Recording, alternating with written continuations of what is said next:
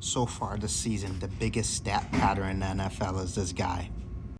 This is Jameis Winston. He has awesome statistical games.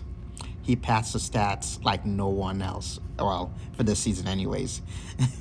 Jameis, so far this year, has had games. But for all the productivity that he puts in stats wise, his team just never seemed to win games. Never. I don't get it. He plays against the New Orleans Saints. He had 300 plus yards, 2 touchdowns. They lose by a lot. And I'm like, what the hell's going on here? It's like a Houdini trick. And then last night, they played against the Denver Broncos, ending week 13 in the NFL.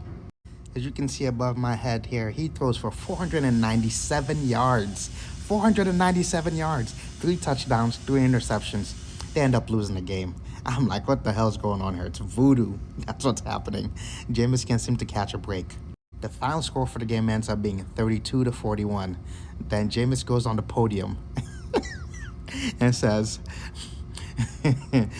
throwing interceptions is not who he is. But Jameis, that's exactly who you are. You played for the Tampa Bay Bucks. You went 30 for 30, 30 interceptions, 30 touchdowns. At that time, of course, your vision was bad, but you got LASIK surgery, and I guess things turned around, but not really. You threw 3 interceptions. You had an amazing game, and you end up losing to the Broncos. Based off on your turnovers, you had 2 pick-sixes.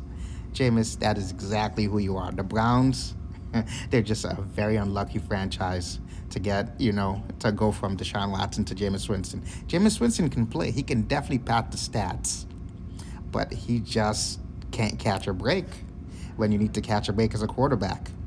And this picture really just says it all.